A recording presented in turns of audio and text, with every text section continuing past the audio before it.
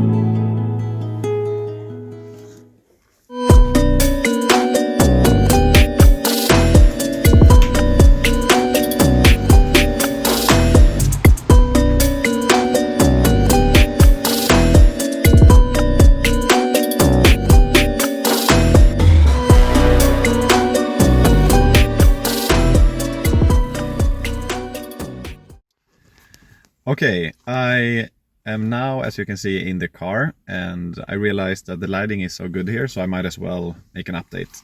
So I have started reading the book, and I'm about 100 pages in, and yeah, we are in Paris, and we are in an apartment. And it has this little spooky thriller vibes that I'm looking for. In the prologue, we meet Ben, who lives in this apartment, and he's talking on the phone with his sister, who is about to visit. But as he talks to her, he hears someone knocking on the door. He opens the door and sees someone, and he sees that this someone is holding something. The call cuts off, basically.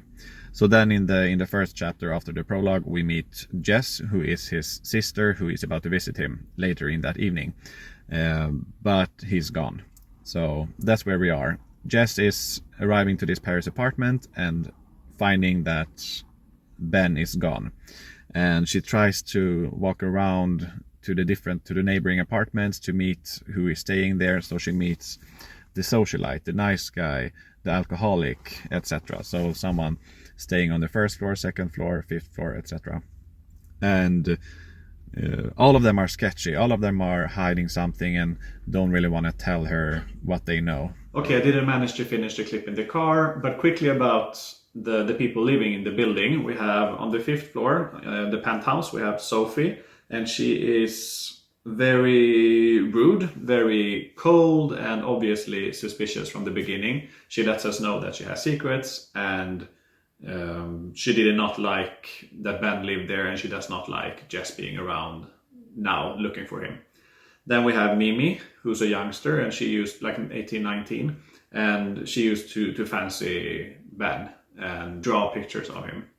And then we have Nick, who's Ben's old buddy, and I think that it will be revealed that he has feelings for Ben, but he's the one who made him move into the building, and he's the only one who has been helpful to Jess in the beginning.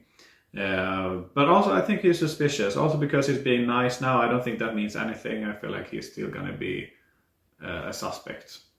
And then we have a woman staying, like the gatekeeper staying in the front yard, and she's an old woman who sneaks around and has keys to everything. So, and lastly, the alcoholic. I don't remember his name. He hasn't had any chapters yet, because throughout the book we get point of views from all of these characters. But he's just angry all the time and drunk and has just divorced his wife. Yeah, the environment. There's 5 floors.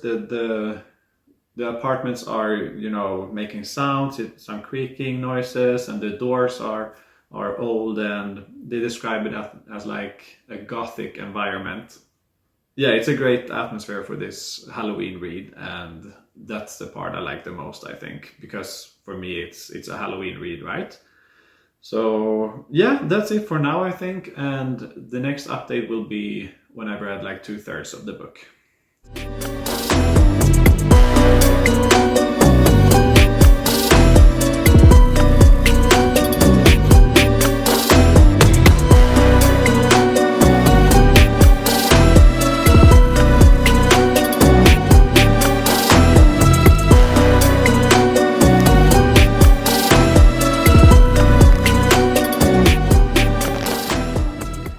So now I have read 100 pages more, so I'm about 230 or 40 pages in.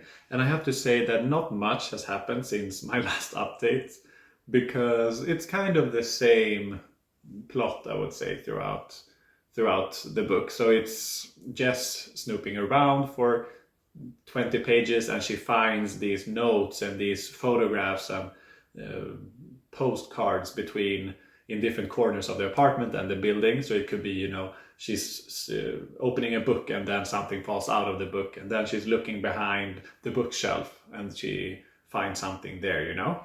And then the chapter ends with her being shocked, and the reader wants to know more about it. It's pretty silly, but also super awesome in the same way. It's fun. It's like what a quick thriller read should be, in my opinion. And yeah, we have also dived a little bit more into the lives of the other tenants, because we follow their point of views, right? And that's like 10 pages each from each tenant describing their relationship with Ben before his disappearance and the beginning of the book. Importantly for the story as well, we find out that Ben was investigating something before the first chapter. So he was investigating something about the building and the other tenants. So my guess is that he found something out and disappeared because of it. And she found a photo that revealed that the tenants have something in common. So they all know each other, but I won't tell you exactly what it is. Maybe I will by the end of the book, but now we know that they're not strangers to each other. All of them know each other except for Jess, who's there now snooping around, looking for Ben. So yeah, that's where we are now, and I think I will finish the book now, so I will read the last 100 pages and come back with a final review and my final thoughts about the book.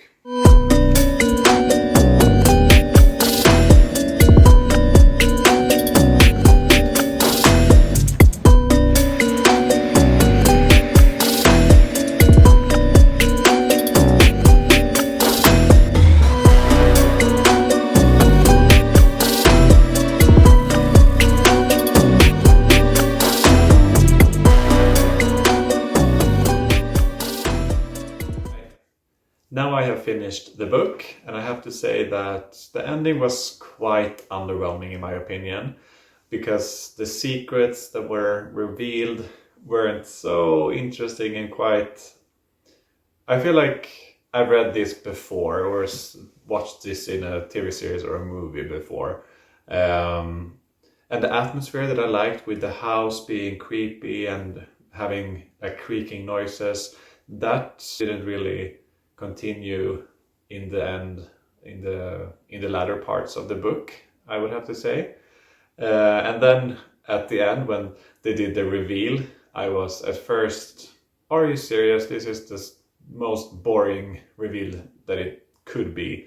So I put the book down for a bit.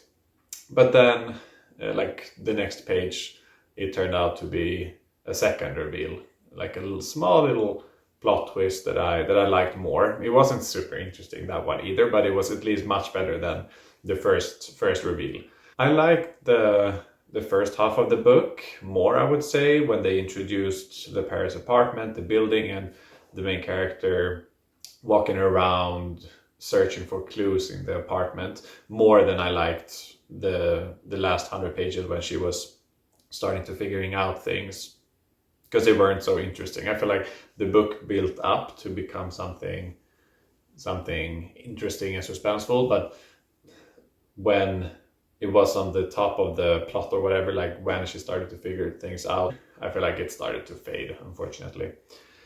But yeah, I think I will continue reading from this author, and I'm leaning towards a 3 out of 5 as my final rating.